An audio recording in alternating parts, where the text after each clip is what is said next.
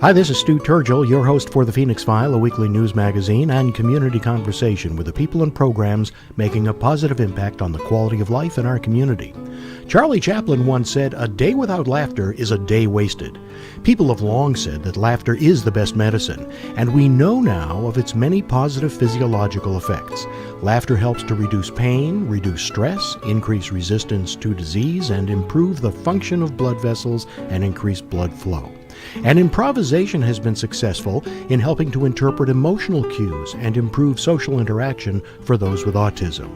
There's plenty of evidence on why we should laugh, so why don't we? Stay tuned to tonight's edition of the PHOENIX File and my conversation with Debbie Harbinson and Stacey Hanlon, who believe that laughter and improvisation can help in the healing process.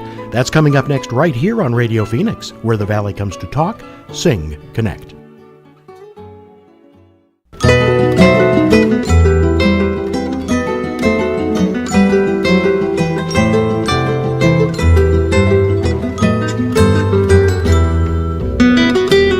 Good evening, I'm Stu Turgel, your host of the PHOENIX File, a weekly news magazine that features the people and programs making a positive difference on the quality of life in the Valley of the Sun.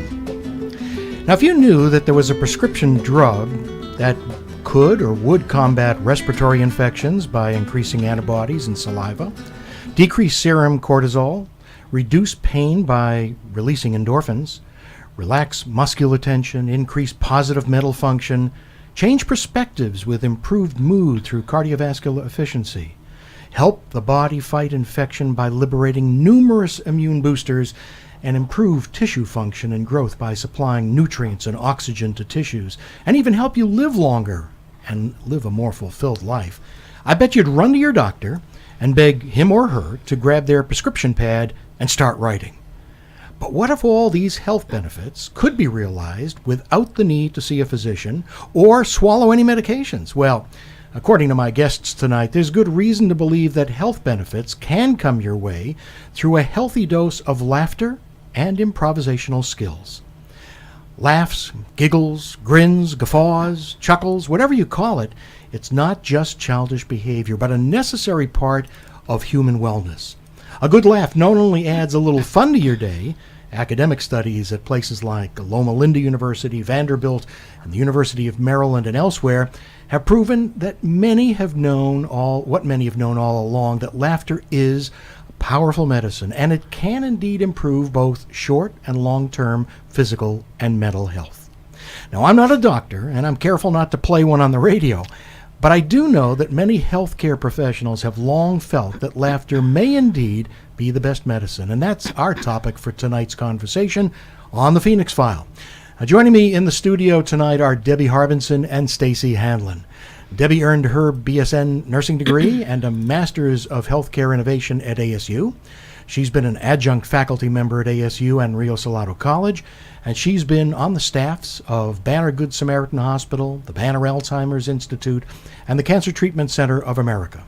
And for the past 15 years, she's owned Harbinson Wellness Solutions, where she specializes in holistic nursing, therapeutic laughter, guided imagery, and stress resilience. She's a certified laughter leader expert and a faculty member of the World Laughter Tour, along with being a certified integrative imagery practitioner.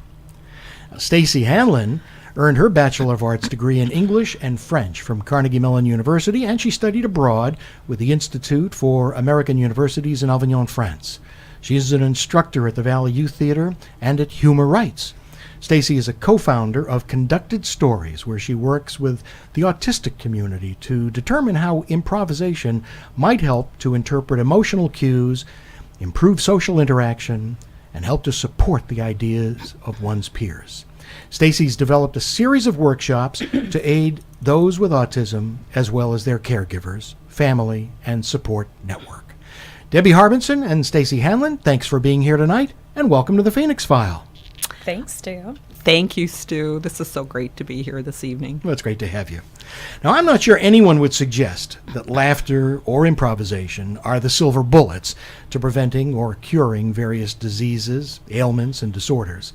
But I do know that you're both strong believers that in addition to traditional medical approaches, what some might view as alternative therapies might be just what the doctor ordered as a complement to pills and pokes and other more familiar treatment protocols. So, Debbie, let me start with you by asking how and why you began to work in laughter therapy and guided imagery, and how you learned about the positive results of these approaches. Oh, well, Stu, what seemed to come up quite a bit as a registered nurse was that when I was meeting with patients and they were really struggling and maybe trying to find out who they might trust in in that encounter, smiling at people and just connecting with them and trying to learn what could maybe be something that we could kind of giggle and laugh about seemed to really ease them, as well as decrease their anxiety, where then they were able to ask more about, what their treatment was, what we could do. And I began to see laughter as really a therapeutic ally. So it was not something only that you depended upon, but I realized that putting people because it did for me, putting people in a more relaxed state allowed them to enhance their problem solving, as well as when we were giving them medications, knowing that it was relaxing them and it was getting to where, the medication needed to be, and just putting the body in a right place of healing. Well, in business, there's a lot to be said for the development for managers to develop the skills of laughter and humor as a way of not just disarming somebody on the other side of the desk or on the other side of a table, but also connecting with people. So it isn't just a device for use in healthcare, but I think there's lots of applications across the board. But we've known this for a long time. I mean, is there a point in time when it really when the light bulb went on and people began to say, there's really something about this whole laughter's the best medicine slogan that we hear a lot? Yeah. Well, I think, as you mentioned, it's been known for some time. When you think of even in ancient Greece, one of the things that they would do is when people were very ill, they would send them and make available the Hall of Comedians. Many times in healing places in Greece, the amphitheater was nearby. So you can go back even further.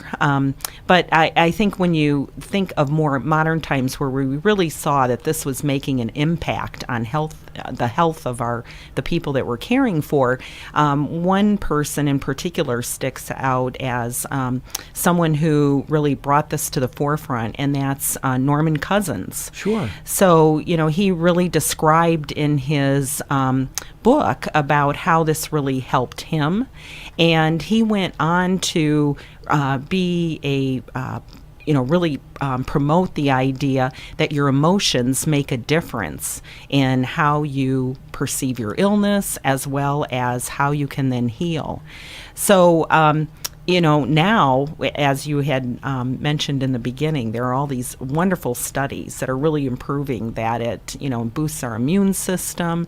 But I think the biggest thing is it really creates an opportunity for the healthcare provider and the patient to trust each other, as you mentioned with the So there really is science behind this. Yes. This is not just, seems to me like it's a good idea, or to you or anyone else. There's a lot of research. There's a lot of science behind it. Yes, there is. Now, one of the things that we struggle and are challenged with just the actual exercise of laughter is that's very hard to do a random controlled study just to prove that the laughter was the difference in making the change in that person's condition. However, there is enough evidence to show that it helps with our emotions and that we're really promoting pleasant feelings. And we know that does affect our physiological status. Is your work, Debbie, generally accepted throughout the healthcare field, or in addition to the believers and supporters, are there skeptics and cynics out there? And if there are, what do you have to say to them that might convince them of the benefits of this approach? Well, I think when we're talking about whether I'm very clear about that the laughter is not a cure. That's not the idea. Can it help someone? I know as a healthcare provider, I would much rather be working with someone and treating someone that is experiencing a more pleasant state at the time. We know that people would heal much better when that's happening. But one thing that I really like to point out to people, this is innate in us to connect with others and smile and make that connection and laugh. Is that really alternative? When it's something that's within us as all human beings and we all experience around the world, we all make the same laughter sounds. Ho, ho, ha, ha, he, he. Doesn't matter what language you speak. And so that I suggest that's not really alternative. That is, of who we are as human beings. Okay. And so I share that with others. And that seems to convince them. All people can relate to laughter is a bit, having the state of laughter is a bit better than being upset or angry. Right. I want to remind our listeners to join Radio Phoenix, Roosevelt Row, and the downtown arts community for the First Friday Art Walk. First Friday features art vendors, food trucks, and live local bands. And you can also meet Radio Phoenix hosts and volunteers. More information is available at artlinkphoenix.com, then click on First Fridays in the top menu. Please be sure to be there on First Friday. We are there at the Radio Phoenix booth, and we want to look forward to seeing you. Well, Debbie, can you give me an example or just a quick vignette, a case study that will help us understand what you do with patients and how your work has contributed to good outcomes? Well, as you had mentioned, I had had a position at Cancer Treatment Centers of America, and one of the things that we did there was we had offered a laughter circle, and so patients would come, and this was throughout the time of their treatment, and they would come, and we would do laughter exercises together, and so that was actually making the sounds of laughter and making eye contact and just being playful. And that just gave them a moment to realize that when you laugh, you can't think of anything else. You're so present. You can't do that and something else at the same time. Exactly. You can't think about the worrisome diagnosis. You can't think about the next treatment that's maybe something you're dreading. You can be only in the present moment. And we have just oodles of research that shows how important that is to us, that being in the present moment. I want to ask you about the World Laughter Tour. What is it? Who are the people who are involved on both sides of the laughing? And help us understand what this work intends to accomplish. Okay. So World Laughter Tour, our president, or shall I say our chairman of the board, Chairman, CHEERMAN of the board, BORED, is Steve Wilson. And we're all laughing here. And so we have the World Laughter Tour embraces this idea of having laughter circles where people can come together and experience laughter exercises, learn about how to connect better, how to enjoy the day and be in the moment. We have a exercise that we do as well called a good-hearted living, and that's using 6 days a week. We have these attributes that we think of and we're very mindful of. Mondays are for compliments, Tuesdays are for flexibility, Wednesdays are for gratitude, Thursdays are for kindness, Fridays are forgiveness, and then we put Saturday and Sunday together because the weekends are for chocolate.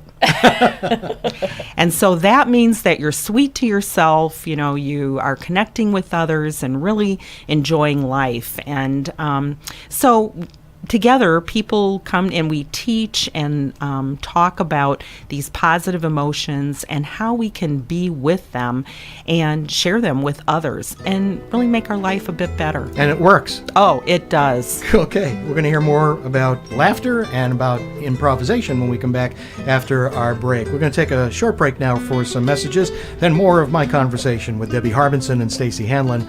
You're listening to The Phoenix File. I'm Stu Turgel, and this is Radio Phoenix.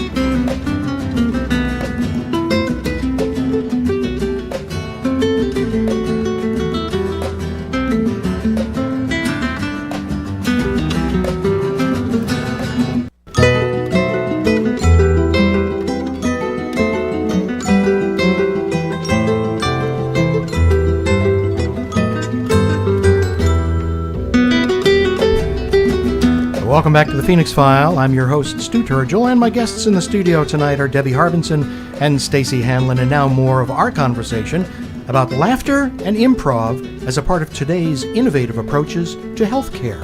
Well, Stacey, let me turn to you now and talk about your work with those on the autism spectrum. You wear a lot of different hats. You're a writer, an actor, an improv performer among your many talents. You're not so much using laughter as you are using improvisation. So my question is, how did you come to realize that there was a therapeutic value to improv? And tell us what you do with individuals and families with whom you work, and how has improvisation been effective? That's a lot of questions for me to remember. Okay, I'm going to do my best. So, if you get stuck, you can laugh. So, okay, great. I'll be like, Stu, can you remind me? What am I talking about? So I have been improvising for a long time. Let's say 18 years since I was born. So, so I've been improvising for a long time, and I love it, and I've seen the effect it's had on me and on my life and my ability to really be open and to connect, as Debbie was talking about.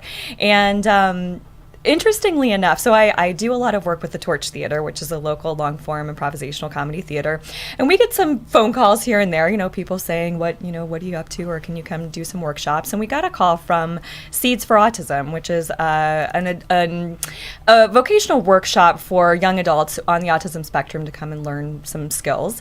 And they said, can you come in and do some improv workshops? And we said, oh, okay. What prompted them to make that call? Well, that's a question for them. I'm not sure. I think that they had seen the Torch Theater at a community event, and Marianne over there, I'm forgetting her last name, she's going to kill me, had called the theater and said, what do you think about this connection between improv and autism, and maybe seeing if there was some sort of connection there.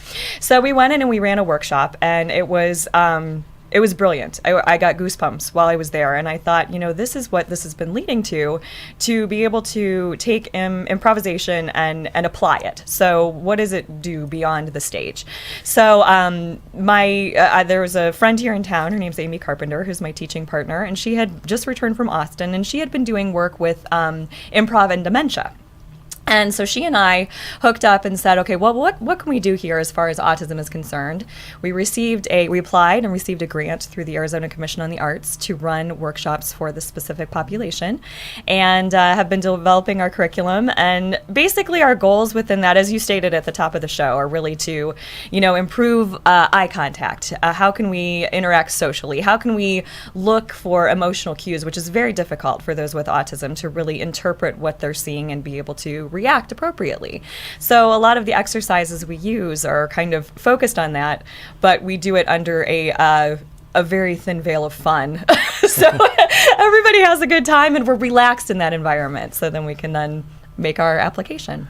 So let me understand, is it that you and your colleague perform improv we do. For the people on the autism spectrum? No. Or I'm sorry. Are you working with them so that they do it? Right, exactly, so that they do it. So she and I perform. That's a separate endeavor altogether. But then when we're teaching these workshops, the participants and their families and their caregivers are learning these skills and are doing the performances. Well, I was just going to say, I'm struck by the fact that you not only focus on those with autism, but also with educators and caregivers. Absolutely. It seems to me that this is bringing the help you provide to the patient as well as those who care for and about them.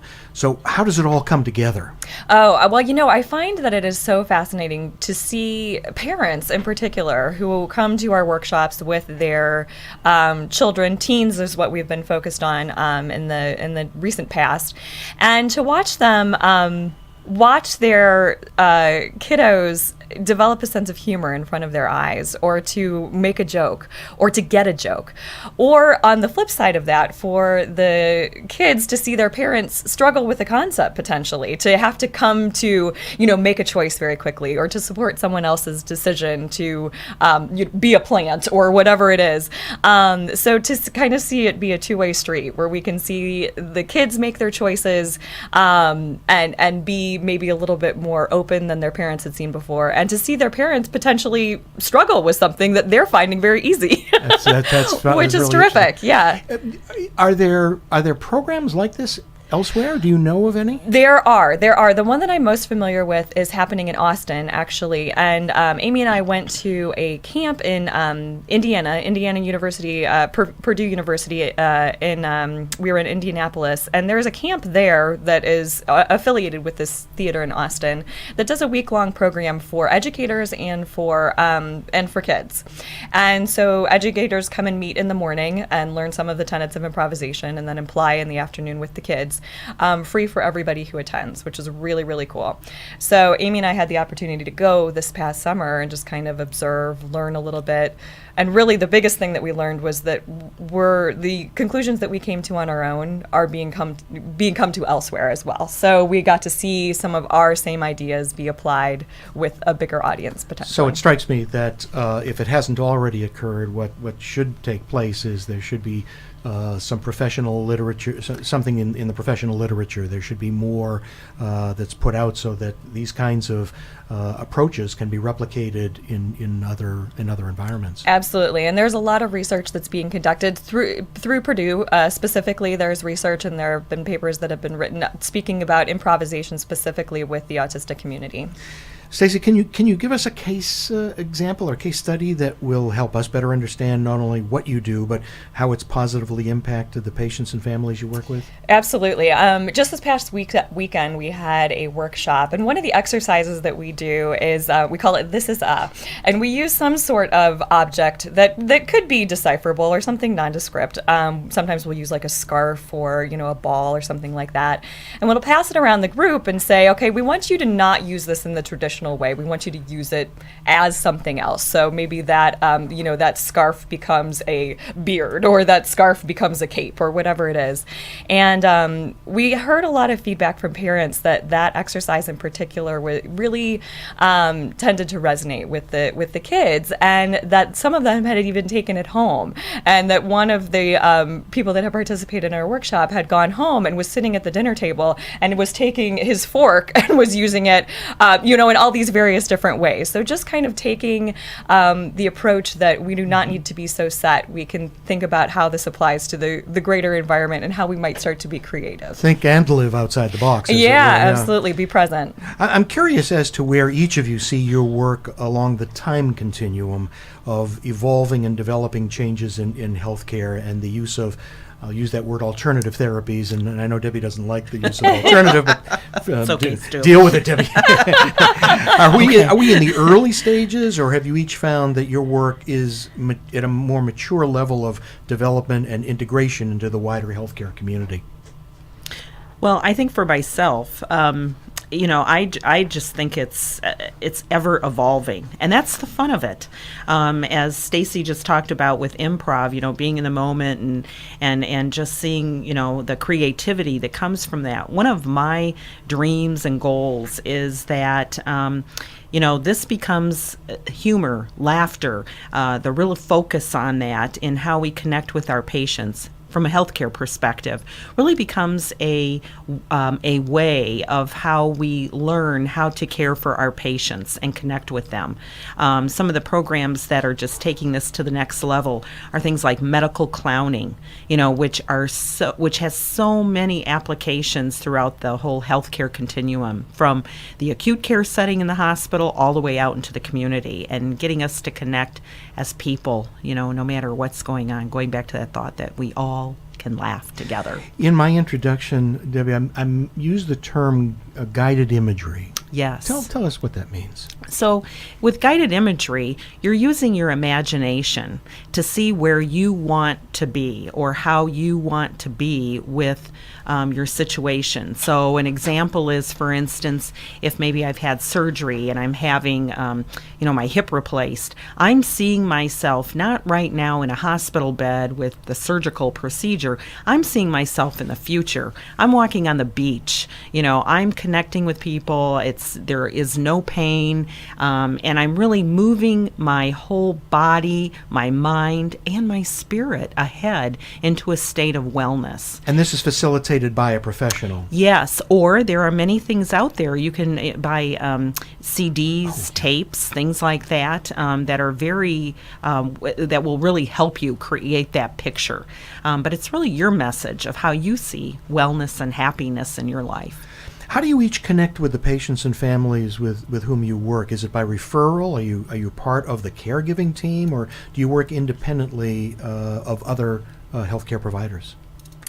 So we are very new. So kind of going back to your earlier question as to where we are on the space-time continuum, we're still very new and we're still working through our process. So we definitely work through referrals. We work through some of the some of the organizations in town that support the autistic community. So we've synced up with them to get referrals. Do insurance companies pay for any of the work that either of you do? No. I had a hunch that was the answer. Yeah. Yeah. And for mine, it's through the organizations that I'm connected with. So, Right. for instance, the worldlaughtertour.com and, our own Stacey, website. Not No. for you either. No. So, labor of love? Yes, at this point it is. All right, Yes. well, keep Yes. loving. Yeah. Keep loving. For those who would like to know more about your work, Debbie, and ways that they can reach you to talk about how they might benefit from what you have to offer, how do they reach you? So Debbie at HarbinsonWellness.com is one way. Okay. I also have a phone number, 623-512-2001. Okay. Also, they can go to the World Laughter Tour site, www.worldlaughtertour.com, and then that way you can reach around the world. You can get connected with And us. Stacey, same for you. How can people who would love to talk to you about how you can help their family member with autism participate in your program, how do they reach you? Absolutely. ConductedStories.com is our website, and all of our contact information is on there, as well as some videos. Well, I want to thank each of you for sharing your very unique and special talents, and thanks for contributing to the health and caring and well-being that's definitely improving the lives of those who you touch. Who knows, maybe the next time you visit the doctor, he'll tell you, take 2 ha-has and call me in the morning. Debbie, Stacey, thanks for being here tonight on the Phoenix File. Thank you. Thanks, Stu. Well, that's our show for this week. Thanks again to my guests tonight, Debbie Harbinson and Stacey Hanlon, who've shared their innovative and creative approaches to healthcare. Please join me next Tuesday night at 6:30 for another conversation about the very best in our community who are improving the quality of life in the Valley of the Sun. Until next week, thanks for listening to the Phoenix File. For Radio Phoenix, this is Stu Turgel.